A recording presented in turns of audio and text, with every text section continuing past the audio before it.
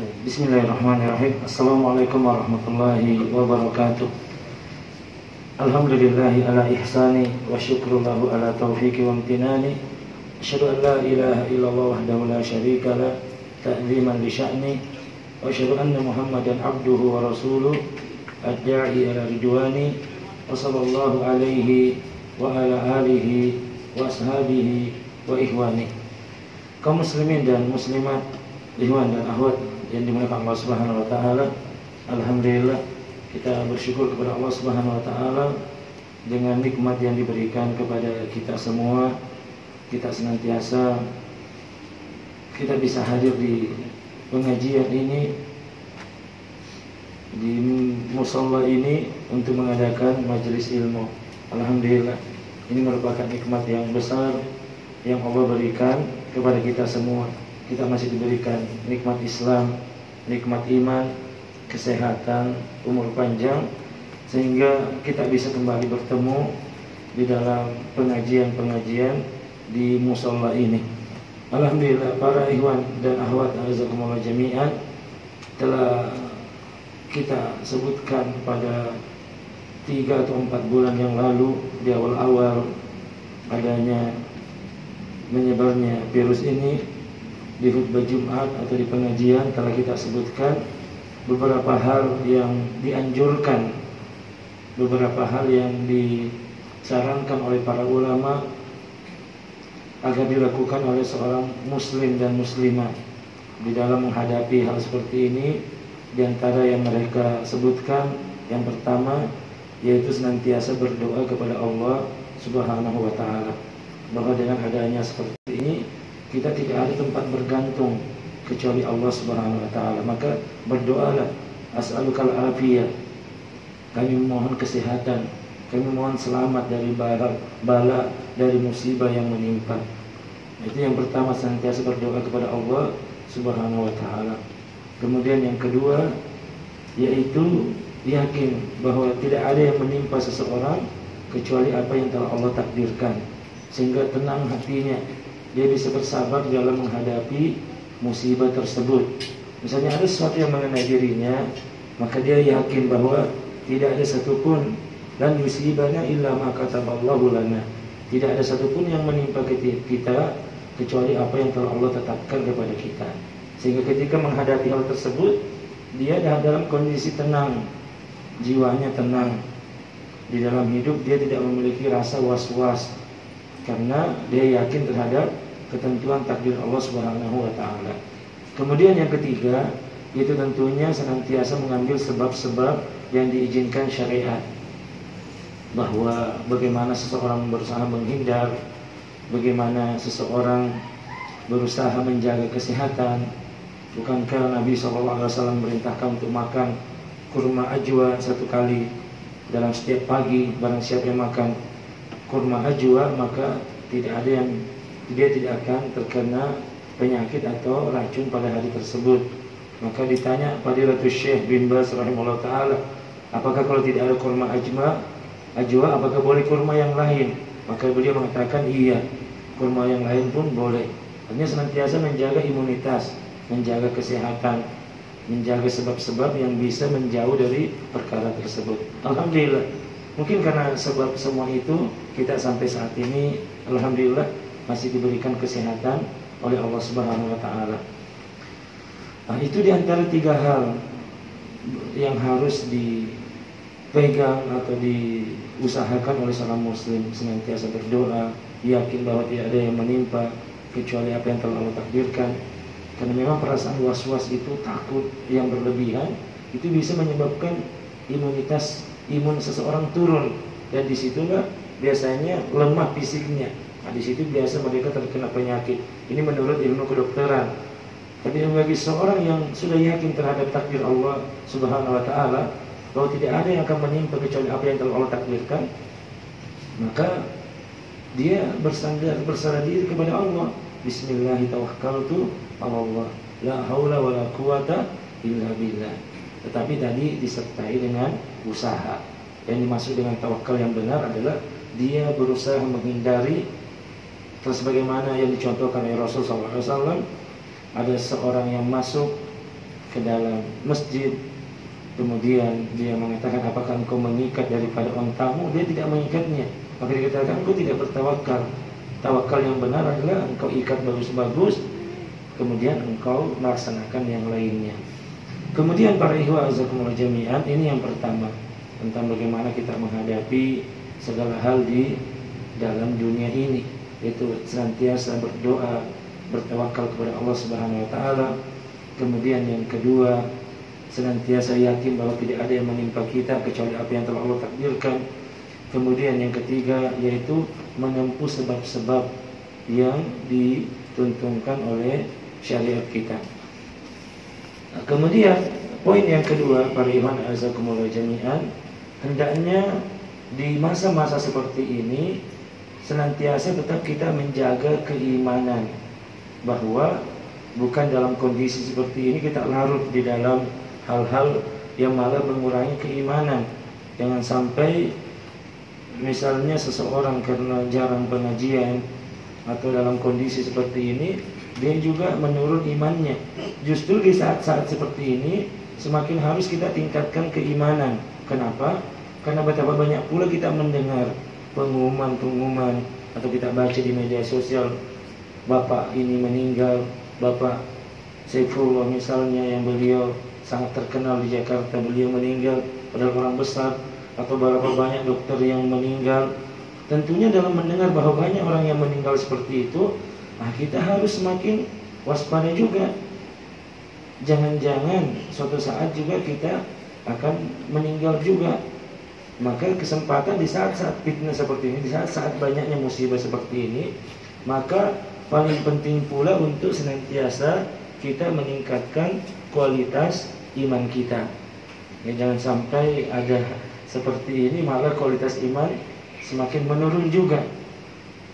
Walaupun kadang kita rasa juga bahwasanya dengan jarang berkumpul dengan para teman-teman juga, kita merasakan bahwa kadang ada sesuatu yang kurang. Tapi ini tidak menghalangi kita, bukan kebanyak sarana yang lain. Sesungguhnya dengan seorang banyak kembali ke rumah, itu seorang itu diingatkan. Coba seorang sekarang kembali ke rumah. Misalnya dulu di awal-awal kita banyak di rumah, ketika di luar mungkin kita mau bermegah-megahan. Kadang bermegah-megahan dengan mobil, kadang bermegah-megahan dengan makanan. Semua makanan semua diposting, kemudian semua orang kadang bermegah-megahan dengan makanan, bermegah dengan yang lain. Tapi setelah itu tidak ada lagi cerita tentang itu. Yang ada, apakah kamu sehat apa tidak. Ya, semua cerita, semua menjaga bahwa kesehatan itu penting. Kadang uang yang demikian banyak dicari tidak dihitung lagi. Betul kata Rasul sallallahu alaihi wasallam, nikmatani maghbunun fihima katsirun minan nas, as-sihhatu wal faragh. Ada dua nikmat yang banyak dilalaikan oleh manusia, yaitu nikmat sehat dan nikmat waktu luang. Sebenarnya kita banyak waktu luang di rumah di awal-awal itu. Nah, sekarang mungkin alhamdulillah sudah kita bisa keluar walaupun dengan senantiasa menjaga peraturan protokol. Cuma sebenarnya banyak waktu luang yang tersisa. Apa yang kalian gunakan? Apakah waktu luang itu semakin mendekatkan diri kepada Allah Subhanahu wa taala dengan membaca Al-Qur'an? Al-Qur'an sumber hidayah. Tidak seorang tidak akan bisa mendapatkan Al-Qur'an, seseorang tidak akan bisa mendapatkan hidayah dengan benar.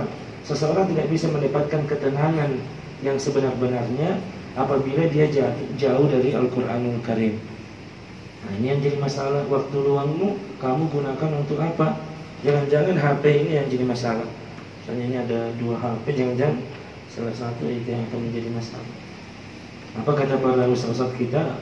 Kita itu harus punya waktu-waktu kapan pakai HP. Ya memang kita sekarang tidak bisa lepas, kalau apalagi kita yang berusaha dan lain sebagainya, tidak bisa lepas dari HP. Tetapi jangan sampai itu akan mengganggu kita. Kita mau baca Al-Quran, diaktifkan juga HP-nya. Baru 2 ayat sudah ada WA masuk, lihat dulu WA-nya. Ini balas. Ada lagi besok masuk, akhirnya dia bisa fokus untuk membaca Al-Quran. Jauh dia dari Al-Quranul Karim.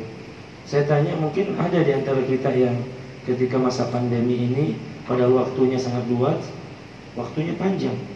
Ada yang bisa menghafal bisa menamatkan bacaan Al-Quran 30 juz itu. Nah, ini juga menjadi saya pribadi, saya juga menjadi pertanyaan saya pribadi tentang kekurangan ini, kekurangan diri seseorang, kekurangan jiwa. Ternyata kadang sifat malas, kadang menggerogoti diri kita. Padahal kita setiap hari dalam wirid kita, zikir sore, pagi dan petang, Allahumma inni a'udzubika minal kasal wa su'il kibar. Ya Allah, aku mohon kepadamu dari perasaan malas. Nah, ini malas ini yang akan membuat kita akhirnya terlambat. Yang mana Nabi SAW senantiasa memerintahkan, atau bahkan Abdullah bin Umar radhiyallahu anhu mengatakan, idza amsayta fala tantadirus sabah wa idza asbahta fala tantadirul masa. Jadi pada waktu pagi jangan tunda amalanmu sampai waktu sore. Apabila pada waktu sore jangan tunda amalanmu sampai waktu pagi. Ini sebenarnya larangan untuk berbuat malas. Ketika engkau malas, maka bertumpuk-tumpuk pekerjaan yang engkau lakukan. Maka malas ini yang mana Rasul SAW memerintahkan kita berlindung darinya setiap hari. Pagi dan petang kita membaca zikir pagi dan petang. Di antara doanya lah, Allahumma inni a'udzubika minal kasal, berlindung dari rasa malas. Orang bodoh tapi rajin, itu dia bisa banyak melakukan hal daripada pintar tapi pemalas. Di antara pengkerdilan diri adalah seorang memiliki pikiran yang cerdas, tapi pikiran cerdasnya ini dikerdilkan oleh badan yang malas. Jadi ya tidak mau berusaha untuk banyak melakukan kebaikan, sehingga dia tertinggal. Temannya sudah jauh, mungkin orang sudah banyak, dia baru memulai, baru hanya membaca beberapa ayat dari surah Al-Baqarah, dia sudah berhenti. Padahal temannya, boleh jadi temannya sudah jauh melampaui. Di masa pandemi ini mungkin berapa kali dia sudah menamatkan bacaan Al-Qur'annya, karena dia punya semangat, disertai dengan melawan rasa malas yang ada pada dirinya. Nah, kemudian para ikhwan jazakumullah jami'an, itu poin kedua. Poin yang ketiga, bahwasanya kita butuh senantiasa memperbarui iman kita, karena Nabi kita Muhammad SAW, beliau memberikan permisalan bahwasanya innal imana la yakhlaqu fi jawfi ahadikum kama yakhlaqus thawbu. Sesungguhnya iman yang ada pada diri kalian itu akan usang sebagaimana pakaian itu akan usang. Tidak pakaian kita ini dulu waktu masih baru demikian bagus, tapi lama-lama itu akan usang. Ya, banyak hal terkena sinar matahari dan sebagainya. Kalau iman ini kata para ulama, dia akan usang karena akan adanya maksiat, yang senantiasa maksiat, dosa-dosa yang ada, sehingga membuat ini iman itu berkurang. Maka Rasulullah SAW bersabda, fas'alullaha ayyujaddida imana fi qulubikum. Maka mintalah kepada Allah Azza wa Jalla agar memperbaharui iman pada diri kalian. Maka ibadah itu butuh dipaksa. Walladzina jahadu fina lanahdiyannahum subulana. Ibadah itu butuh dipaksa. Kalau kita tidak paksa tidak bisa. Memang butuh paksaan. Apa? Fama man khofa maqama rabbih wa nahan nafsa anil hawa. Dia butuh paksa. Paksa untuk melawan hawa nafsunya, karena inna nafsa la'ammaratu bisu. Jiwa ini senantiasa memerintahkan yang jelek-jelek. Coba jiwa kita, asalnya jiwa itu senantiasa suruh yang jelek-jelek. Sudahlah, di rumah saja sholat. Sudahlah, sudah cukup yang wajib-wajib saja. Yang wajib kan, yang itu kan sunnah saja. Ya sudahlah, sekian, 1.000 saja. Padahal mungkin dia bisa 100.000. Dia lihat kantongnya banyak, megang di mencelak, banyak uang di mencelak, banyak uang merah. Tapi dia cari-cari, wah mungkin ada uang merah, tapi merah yang agak-agak anu. Itu.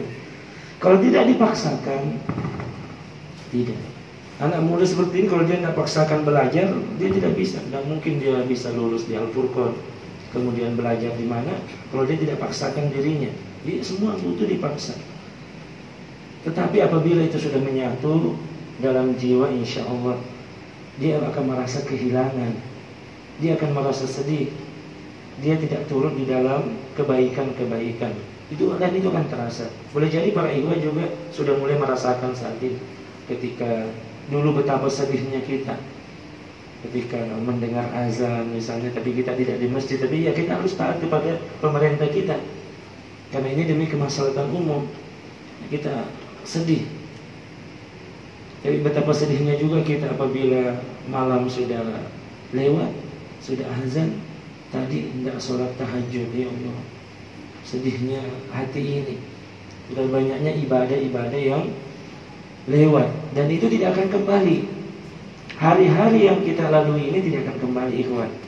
Saya mungkin sudah 39 tahun, ya mungkin tidak lama lagi berapa hidup ya. Tidak akan kembali itu. Yang timbul penyesalan, sebagaimana yang Allah sebutkan dalam surah Al-Munafiqun. Apa kata orang beriman tapi dia menyesal dalam hidupnya? Apa katanya? Wa anfiqu mimma razaqnakum min qabli ayyatiya ahadakumul maut wa yaqula rabbi laula akhartani ila ajalin qarib fa asaddaqu wa akun minas sholihin. Apa kata orang saleh ini? Rabbi, dia orang beriman karena dia mengucapkan wahai Rabbku, wahai Zat yang telah menciptakanku, yang menguasai alam semesta dan mengaturnya. Laula akhartani, seandainya engkau mengakhirkan hidupku ila ajalin qarib, sebentar saja, fa asaddaqu, saya akan bersedekah, wa akum minas sholihin, dan saya akan menjadi orang-orang yang soleh. Wala yu'akhirullahu nafsan idza jaa ajaluha wallahu khabirum bima ta'malun. Dan kesempatan masa muda kita, pemuda ada yang mengatakan sampai 40 tahun. Apa kata para ulama? Pemuda-pemuda ini harus benar-benar memanfaatkan diri. Kalau tidak di masa mudanya dia bersungguh-sungguh, apa yang dia bisa lakukan di masa tuanya? Kesempatan ini masih muda semua. Manfaatkan sebenar-benarnya, sebaik-baiknya untuk negeri akhiratnya. Kalau bukan di waktu muda, susah untuk di waktu tua. Sering dari dulu kita mendengarkan sabda Nabi kita Muhammad sallallahu alaihi wasallam, iktanim khamsan qabla khamsin. Manfaatkan 5 perkara sebelum datang 5 perkara. Syababaka qabla haramik, masa mudamu sebelum datang tuamu. Kemudian di antaranya waginaka qabla faqrik, masa kayamu sebelum datang masa miskinmu. Kemudian waharamaka qabla, atau yang lain,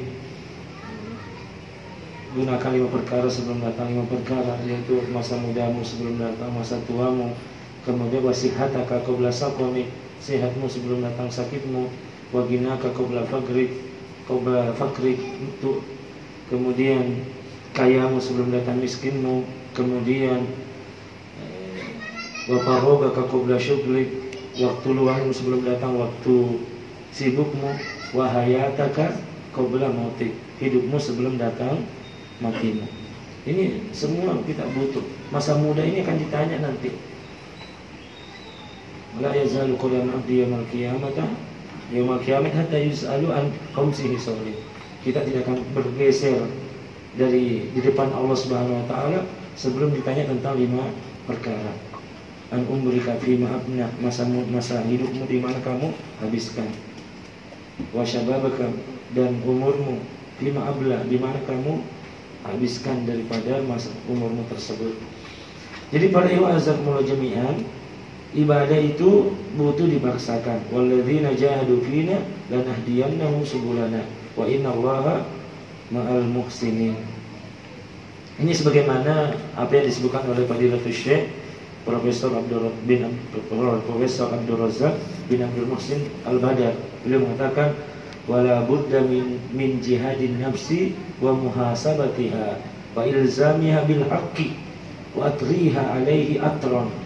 Dia tidak bisa tidak daripada berjuang sungguh-sungguh untuk memaksa jiwa untuk beribadah, untuk senantiasa tunduk kepada kebaikan-kebaikan kepada aturan-aturan Allah Subhanahu wa taala. Maka untuk meningkatkan keimanan kita, senantiasa kita berusaha untuk ta'allum ilmu syar'i. Ini diantara kiat-kiat untuk meningkatkan keimanan. Ketika seorang bertanya, dullani ila tariqi tajdidil amal, tunjukkan kepadaku jalan-jalan untuk memperbaharui iman. Kaifa nanmu sajaratul iman fi qalbil muslim, bagaimana sajaratul iman tumbuh di hati seorang muslim. Maka disebutkan oleh para ulama ta'allum ilmi syar'i, yaitu ta'allum ilmi syar'i, mempelajari ilmu syariat ini. Fabil ilmin nabi yazidul iman wa yaqwi hatta yatamakkana bil qalbi. Dengan ilmu syar'i maka akan menambah iman, akan menguatkan sampai iman itu tertanam di dalam hati seseorang. Maka wa abwabul ilmi syar'i katsiratun jiddan, pintu ilmu syariat itu sangat banyak. Wa awwalu ma yadkhulu fi dzalika qiraatul Qur'anil Karim wa tadabburuhu. Dan pintu ilmu sangat banyak, dan awal untuk masuk dalam ilmu itu adalah membaca Al-Qur'anul Karim wa tadabburuhu, dan mentadabburi daripada Al-Qur'anul Karim. Jadi tidak bisa tidak. Apa kata Profesor Dr. Abdul Razak dalam ceramah beliau? Inayatu bil Qur'anil Karim sababu tasbitil iman, sababu subutil iman. Jadi memberikan perhatian yang kuat terhadap Al-Qur'anul Karim ini adalah sebab-sebab subutil iman, dan ini yang sangat utama. Tidak mungkin seseorang bisa meningkat imannya apabila dia jauh daripada Al-Qur'anul Karim. Maka ini yang harus kita perhatikan para ikhwan jami'ah, inayatu bil Qur'anul Karim. Berikan perhatian yang besar kepada Al-Qur'anul Karim. Saya Fadilatul Syekh bin Baz rahimahullah taala juga dalam ceramah beliau sering beliau mengatakan itu. Yang pertama itu inayatu bil Qur'anil Karim. Apalagi seorang kita, seorang salafiyun. Kedua, jangan sampai ini lepas dari diri kita, bahwa memberikan inayah, perhatian kepada Al-Qur'anul Karim. Jangan sampai dalam satu hari dia hanya membaca Al-Qur'an ketika dia sholat. Kita memang membaca Al-Qur'an, tak mungkin ditanya, kamu baca Al-Qur'an ya? Iya Ustaz, saya 5 kali. Iya, betul, karena pasti kita membaca Al-Quran, apalagi tak laki-laki dalam sholat kita. Tapi apakah ada perhatian di luar sholat tersebut? Kemudian para ikhwan azakumullah jami'an, ma'rifatul asma'illahil husna wa sifatihil ulia, mengetahui ma'rifatullah, tentang asma Allah dan sifat-sifat yang mulia. Ma'rifatu mahasinil Islam, mengetahui keindahan agama Islam. Ta'ammul fi ayatil kauniyah, memperhatikan ayat-ayat kauniyah. Kemudian diantaranya juga disebut para ulama hal-hal yang bisa meningkatkan keimanan, yaitu qiraatu siratus salafus saleh, banyak membaca sejarah para salafus saleh. Kemudian kasratul nawafil ba'da istikmalil faraid. Nah, ini diantara juga yang banyak dilakukan adalah diantara perkara yang meningkatkan keimanan adalah kasratul nawafili ba'da istikmalil faraidi. Yaitu apa? Kasratul nawafil, artinya memperbanyak ibadah-ibadah nafilah ba'da, setelah istikmali, menyempurnakan al-faraid. Nah, ini yang penting, dan ini yang menjadi pokok pembahasan kita saat ini dan insya Allah umur panjang ke depannya, yaitu tentang ibadah-ibadah sunnah, sholat-sholat sunnah. Kita telah pada banyak pertemuan, saya juga masih cari-cari tadi, saya buka-buka Al-Kausar TV. Saya kemarin sampai di mana ya? Baik, mungkin juga masih ingat, nanti saya cari-cari. Saya mungkin 4 tahun, sudah ada 4 bulan ya tidak ngisi di Al-Kausar TV ya. Walaupun saya tetap ngisi. Ya, akhirnya saya anukan, karena saya juga ngajar di sekolah, maka terpaksa harus buka channel sendiri. Karena di sekolah itu di-upload dulu, saya ceramah beberapa ceramah kemudian dikirimkan ke anak-anak. Itu lebih cepat, karena kalau harus 10 menit baru langsung lewat WA itu sangat panjang prosesnya. Maka saya bikin channel sendiri waktu itu. Atau waktu itu saya diminta untuk ngisi di PT Kayan. Waktu bulan Ramadan itu harus ngisi, maka caranya saya ngisi di rumah, kemudian harus diupload, kemudian dikirim ke sana. Jadi itu karena makanya ada channelnya. Ya, bukan sengaja bahwa ini ada lagi, ada Al-Qasar TV, kok ada lagi Abu Abdillah Harmin. Nah itu tidak ada. Ini hanya sekedar apa saja ya, untuk memudahkan dakwah di sana. Jadi para ikhwah azakumullah jami'an, inilah bahwasanya nanti saya akan cari-cari lagi saya sampai di mana. Tadi saya sempat share-share itu sampai di mana saya mengisi di masalah sholat sunnah. Walaupun sudah ada bayang-bayangan, nanti kita tanya ikhwah yang sering membawa bukunya sampai di mana kita belajar. Kemudian para ikhwah azakumullah jami'an, di antara tadi telah disebutkan oleh para ulama kita, yaitu sababu nanmi atau sebab-sebab yang bisa menumbuhkan pohon keimanan atau memperbaharui iman seseorang adalah kasratul nawafili ba'da istikmalil faraid. Maka memperbanyak ibadah-ibadah sunnah setelah menyempurnakan yang wajib. Karena tidaklah dikatakan faraid nawafil apabila dia tidak menyempurnakan yang wajib dulu. Maka wajib yang utama, kemudian baru perkara-perkara sunnah. Kemudian di antara hal-hal sunnah tersebut yang banyak dianjurkan adalah sholat sunnah. Yang mana sholat sunnah ini senantiasa menyertai sholat wajib. Ada sholat sunnah qobliyah, ada yang sholat sunnah rawatib. Apa sholat sunnah rawatib? Sholat-sholat yang menyertai daripada sholat wajib. Inilah namanya sholat sunnah rawatib. Ada yang qobliyah, ada yang ba'diyah, ada yang muakkad dan ada yang ghairu muakkad. Qobliyah sebelum sholat, ba'diyah setelah sholat. Ternyata apabila kita melihat hikmahnya, para ulama menyebutkan apa hikmahnya di antara sholat qobliyah dan sholat ba'diyah. Maka ada ulama yang memberikan pemahaman, walaupun ini hanya sekedar pemahaman. Mereka mengatakan apa gunanya sholat sunnah qobliyah sebelum sholat wajib? Itu gunanya agar seseorang sebelum masuk di dalam sholat wajib, dia sudah menenangkan jiwanya. Karena dengan adanya sholat sunnah, dia adanya penenangan jiwa. Coba kali kita perhatikan, ketika kita mungkin terlambat sholat duhur, orang sudah sholat duhur, kita mungkin karena ada hajat yang kita terpaksa mau tidak mau terlambat, atau ada pekerjaan yang tidak bisa ditinggal. Kita di toko, ketika kita tinggal toko tidak ditutup dengan baik, mau ditutup juga butuh waktu lama. Padahal misalnya keluarganya belum datang, terpaksa dia tunggu dulu, orang sudah iqamah, baru dia ke masjid. Bisa jadi dia ketika datang kondisi jiwanya belum stabil, maka dia akan masuk, tapi dia dalam kondisi yang belum stabil.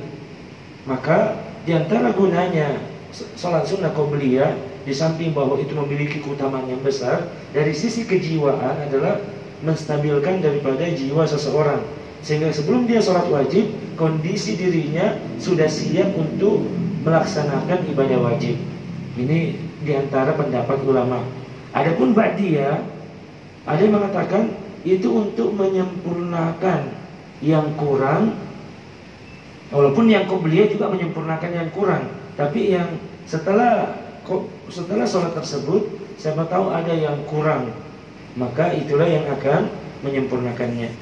Nah, ini yang disebutkan oleh Nabi kita Muhammad SAW, bahwa sholat perkara-perkara sunnah yang dimaksud di sini adalah apabila dikerjakan mendapatkan pahala, ditinggalkan dia berdosa. Karena sunnah ini bedakan sunnah menurut fikih dan sunnah menurut ulama alul hadis. Kalau sunnah menurut ilmu fikih adalah ma yusabu fa'iluhu imtisalan wala yu'aqubuhu, apa yang seseorang diberikan pahala apabila dia mengerjakannya secara imtisal wala yu'aqabu tarikuhu, dan tidak diiqab orang yang meninggalkannya. Ini sunnah menurut ulama fikih. Tapi sunnah menurut ulama ahlul hadis adalah fi'lun nabi wa qawlihi wa takririhi. Segala ucapan Nabi, segala perbuatan Nabi, dan segala hal-hal yang Nabi SAW akui walaupun beliau tidak mengerjakannya. Dan sunnah Nabi SAW menurut ulama hadis ada yang hukumnya wajib, ada yang hukumnya sunnah. Apa sunnah Nabi yang hukumnya wajib? Nabi SAW, kalau sunnah Nabi adalah perbuatan Nabi SAW. Taib, membaca surah Al-Fatihah itu sunnah Nabi. Hukumnya apa? Hukumnya apa dalam sholat membaca surah Al-Fatihah? Wajib. Bahkan dia merupakan rukun sholat. Kalau orang yang baca Al-Fatihah, apalagi dia dalam kondisi sholat sendiri, tidak sah sholatnya. Berbeda kalau dia di belakang imam, karena ulama hilaf apakah orang yang di belakang imam membaca Al-Fatihah atau tidak. Apakah cukup dengan bacaan imam atau dia membaca sendiri, ataukah dia di rakaat pertama dan kedua tidak membaca, tapi di rakaat ketiga dan keempat dia membaca. Itu sunnah Nabi SAW. Saya tanya, mengkafani jenazah itu sunnah Nabi, hukumnya apa? Mengkafani jenazah hukumnya secara umum wajib. Memandikan jenazah hukumnya wajib. Dia sunnah Nabi SAW, tetapi hukumnya wajib. Taib. Menguburkan jenazah sunnah Nabi apa tidak? Sunnah Nabi. Tapi bagaimana hukumnya? Hukumnya wajib menguburkan jenazah. Apakah kita mengatakan tidak usah itu kan sunnah saja, tidak usah, kan dikerjakan mendapatkan pahala, tinggalkan berdosa. Apakah berani mengatakan demikian? Tidak. Karena ini sunnah dalam arti bahwa ada sunnah Nabi yang hukumnya wajib, tapi ada sunnah Nabi yang hukumnya sunnah. Apa itu? Misalnya sholat tahiyatul masjid, atau sholat 2 rakaat, sholat duha. Sholat duha utamanya sangat besar. Nanti akan kita baca dalam kitab Riyadhus Shalihin bagaimana bahwa setiap sendi-sendi dalam tubuh kita itu membutuhkan sedekah, dan semuanya cukup dengan sholat sunnah duha. Itu sudah cukup. Tetapi kita tidak mengatakan bahwa yang tidak mengerjakan sholat duha dia berdosa. Jadi dari sini kita harus paham sunnah Nabi itu ada sunnah yang hukumnya wajib, ada sunnah yang hukumnya sunnah. Di antara sunnah yang hukumnya sunnah, inilah yang dimaksud dengan sholat sunnah. Sholat menurut pengertian ulama fikih. Dan yang paling utama, keutamaannya adalah menutupi kekurangan pada saat menutupi kekurangan yang wajib. Para ikhwan dan akhwat azakumullah jami'an, dari Abu Hurairah radhiyallahu an, beliau meriwayatkan bahwa Nabi SAW bersabda, "Inna awwala ma yuhasabun nasu bihi yaumal qiyamah min a'malihim as-shalah." Pertama yang akan dihisab pada diri manusia pada hari kiamat min a'malihim as-shalah, dari amalan badan mereka adalah salat. Karena ada amalan hati, ada amalan badan. Amalan hati itulah tentang rukun iman kita. Inilah akidah kita. Kalau kita berbicara akidah adalah mencangkup tentang keyakinan hati seseorang. Iman kepada Allah, iman kepada para malaikat, iman kepada kitab, iman kepada Rasul, iman kepada hari akhir, iman kepada takdir baik maupun takdir buruk. Tetapi tentang amalan badan yang pertama dihisab adalah as-shalat. Fala qala yaqulu rabbuna jalla azza li malaikatihi wa huwa a'lamu unduru bi salati abdi atammaha am naqasaha. Lihatlah pada salat hambaku, apakah dia menyempurnakan salat wajibnya atau dia menguranginya. Fa in kana ta'matan kutibat lahu tammah. Apabila sempurna maka ditulis sempurna. Wa in kana intaqasa minha syai'an, apabila ada yang kurang, mungkin dia kentut, tapi dia pikir saya tidak kentut. Kadang kita juga antar kebingungan. Ketika perut sudah mulas, tapi sudah ini, ya, saya buang angin kan tidak ya? Kok sudah mendasak juga di pantat ini? Kita sudah tahan pakai ujung ini juga, masih mendasak juga ketika ini. Kita mau berhenti juga kadang, tidak yakin bahwa tentu kadang juga kita ragu sehingga kita timbul dalam keraguan. Padahal dak ma yaribuka ila ma la yaribu. Tinggalkan sesuatu yang meragukan kepada perkara yang menuju perkara yang tidak meragukan. Kalau memang sudah mendesak sekali, apa dari mana terus sudah langsung enak, di mana keluarnya? Tidak mungkin keluar lewat mulut kan? Lari ke mulut misalnya. Ya, kadang seperti itu. Kadang kita bingung. Bagaimana ini? Tayyib. Mungkin kita tidak mengulangi karena kita menganggap bahwa kita tidak batal. Dalam kondisi seperti itu, boleh jadi sholat-sholat sunnah kita lah yang akan menyempurnakannya. Dalam kondisi kita tidak yakin, tapi kalau yakin jangan. Yang sampai sudah jadi imam depan rakaat keempat. Kalau saya berdiri ini, malu saya. Masa imam batal, malu.